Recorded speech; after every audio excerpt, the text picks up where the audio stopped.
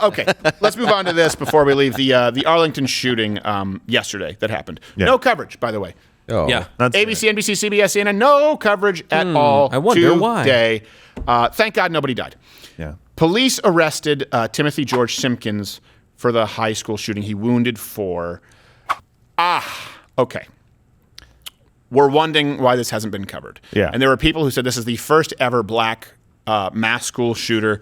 That's not true. No. We'll get to some numbers. And I will tell you what, I was surprised when I saw the mugshot. Why? Because I know the neighborhood. Yeah. And the truth is this kind of stuff happens, or something equivalent, in the south side of Chicago. Days go by. Leroy Brown. Yeah. Massive school shooter.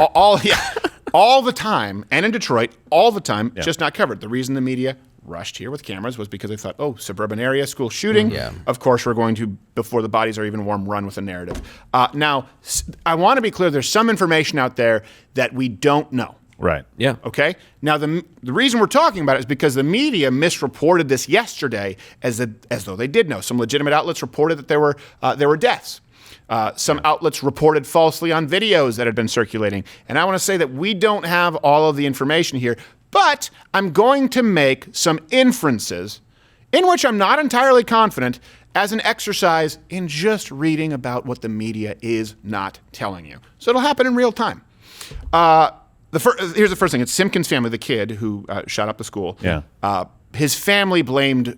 rather than apologize, it was surprising how they did not apologize when you watch this entire clip. They blamed bullying. Well, one does. He was scared. He was afraid. There's a video that's all out on social media, and it shows that he was being attacked. It wasn't just one person that would attack him and bully him, taking his money. It takes us all. It takes us all to stand together about this bullying. It could have been a situation where he took the other turn and decided to commit suicide.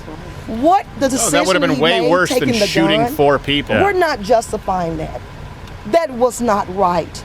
But he was trying to protect himself. It sounds to me like you just justified it. A little bit. He was trying to protect himself when he went back home, got a gun, came back in, cocked it, loaded it, went through the metal detectors, and shot 4 people. I mean, as a parent, though, I mean, I can understand her stance of defending her child instead of just jumping in and apologizing. Yeah, I can understand say it. that it's like, I mean, I get. Do you think that would be afforded to white parents of Columbine, or people like if they came out and said, my son's right, you people are just overreacting? Well, there's a couple books on Columbine, including one of the mothers that I read, and they did in some ways, like a minister had a secret funeral for Dylan and Eric. I think the other one's name was. I can't remember. I forgot their emails. But I most offensive is they're still using Hotmail. I know, it's crazy. I'm like, oh, you guys haven't responded since '99. What's going on? I got ghosted. Must be Y2K. Oh, how was that lunch special?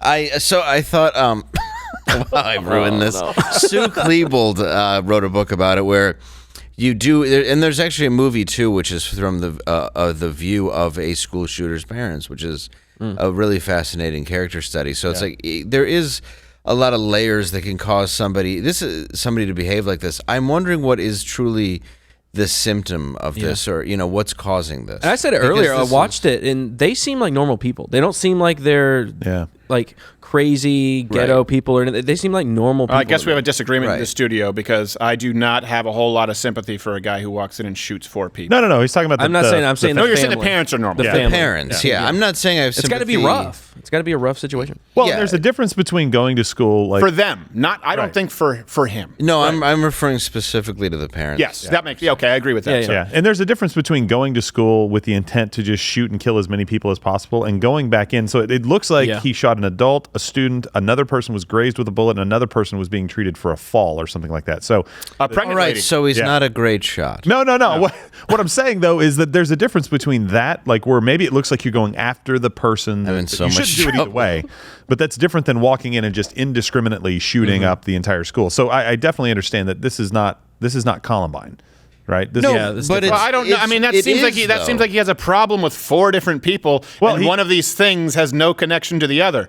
I mean, their argument is he was bullied. I think the guy who had a collapsed lung is an adult, like a teacher, right? Right. If a teacher, so he was bullying him in the way. Maybe the teacher jumped in the way. What was he making him work on the railway tracks? What we have here is a failure to communicate. I'm gonna go get my Glock. Like, what do you think was really happening? The point is, no, of course that's indiscriminate. Pregnant lady got hurt, and a guy got a collapsed lung, and then people, okay. I'm not saying it's good. I'm just saying it's not Columbine. She fell down trying to get out of the. It's Columbine, only he's a worse shot, like Dave said. No, it's true. It is. I agree. It is Columbine. I mean, this has been a huge problem. And it wasn't this giant, like people talk about it was the giant thing in black communities where, I'm from the Detroit area. Mm-hmm. It wasn't like this. There was a lot of gang warfare. There was drugs. Well, I'll actually get to some stats that might surprise you in a little. I would be surprised. Honestly, a lot of people are surprised, and that's because of the way the FBI presents a lot of their crime statistics. Yeah. So, but I do think, though, it is part of the same thing. There's something that has happened in the last 22 years. That's causing the statistics don't. I think what has happened is we have a media with a 24-hour news cycle. And let me just say one thing, too. That's something I'm incredibly grateful for with this show. Your parents, my parents, your grandparents, their grandparents, guess what? They had news 3 times a day, a half hour. That was it. You didn't need a 24-hour news cycle. And so guess what? We have the luxury of today where it's like, well, there's not a lot of news to fabricate.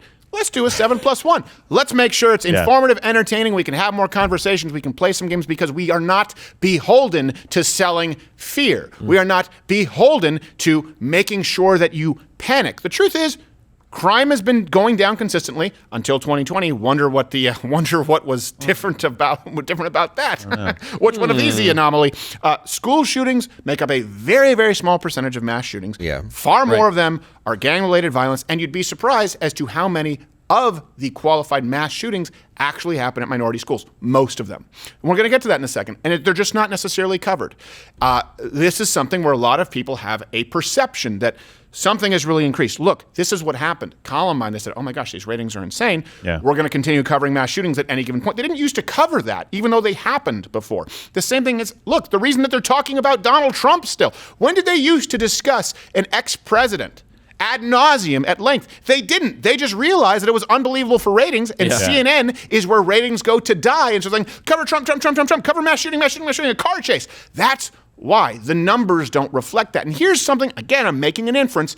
They said that this kid was bullied. Okay. Yeah. Really quickly, can we bring up the mugshot first? So this is the mugshot. Now, the photo that was circulating was the APB picture. That's what you asked me about, Dave. And I said, hold on a second. Yes, the original. And there are a lot of websites that are still covering with the APB picture. Meaning there's an all points bulletin where they were saying, hey, let's try and get the shooter. They're still using that picture even though we have a mugshot now. I'm making an inference by the fact that the media is being a little bit tongue-tied, not saying that this kid was actively being bullied or actually the one who was being beaten up in the video. If you look at the mugshot, and keep in mind, he's a senior, we can't show you the video because that's been removed from Facebook or YouTube, but I think we have some images from the fight in question here. And if you do go and watch it, it looks a lot like the guy in the mugshot, and the other guy clearly does not. The other guy who's getting beaten up is clearly lighter skinned, clearly doesn't have the same haircut. And look, anyone can change a shirt, but it matches. Yeah. Not only that, what else? It's obviously a senior beating up on a freshman or a junior. It's one much bigger male beating up on a smaller male, beating the crap out of him. Yeah. To be clear, it's not a fight. It's an absolute beatdown. So I don't know that he's the one administering the beatdown, but because the media initially started covering it with that narrative, and then they said, and now they're being quiet, and this has been circulating. If I were to bet my bottom dollar, I would say, looks like he's the one administering the beating. Yeah, and according to the New York Post, as of about 4 hours ago, they were saying that the shooting was a result of this fight. Right. The fight in that video. They didn't say it was a result of him being beaten up. No. They just said the result of this fight. Really, what happened in the fight? We don't have a research department. And the cousin on Facebook was basically defending him as well, saying, no, it was because of bullying and everything else, and I think posted that fight video as well, right? So there's a lot of it that says, that video is them one way or the other. Right, and the point is this. The media doesn't want you to know why. This story, they're trying to memory hole this story.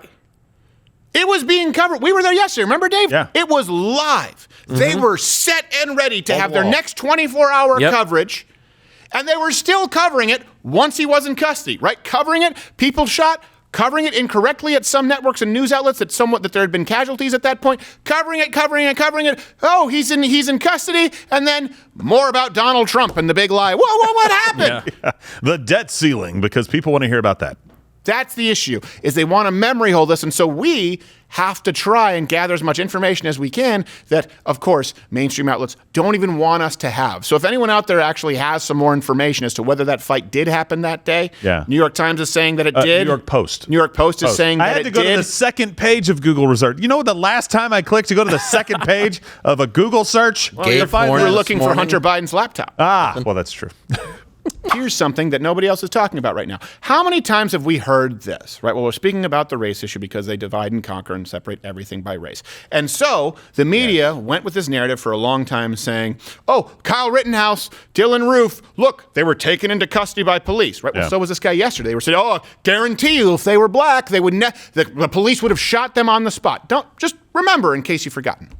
How did Dylan Roof shoot up a church, James Holmes shoot up a movie theater, and both live to tell about it?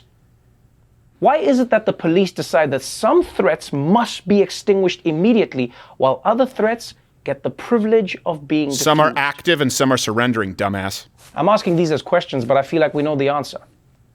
You're an idiot. The answer is that the gun doesn't matter as much as who is holding the gun. Active threat Because versus some people, surrender, you skin moron. is the most threatening weapon of all.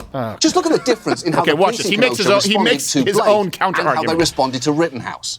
Alleged gunman Kyle Rittenhouse walking away, gun in tow, as people scream that he just shot protesters. To me, with his hands up and not on the trigger telling the police that he just shot somebody. Someone injured straight ahead. 2 incidents, 2 videos, with some asking why. Oh, that's right. 2 different he responses. was just reaching for a knife. 2 in different the responses? I think the answer to that is pretty obvious. And if you're looking for a better visual illustration of the differences between being black and white in America, I don't think you're going to find one. Yeah, I think it's the difference between hands up, going to an officer saying, hey, look, these guys attacked me, several of them with a gun. I tried to call 911. This is a loaded firearm. What do you want me to do? And the officer saying, thanks, get over here, versus a man, after kidnapping his children from the woman that he raped and filed a restraining order, reaching for a knife and a floorboard. One's an active threat who wants to be stabby Mr. Copman, and the other one is saying, hey, what do you want me to do? I'll follow orders. Yesterday, we have this kid who happens to be a person of color,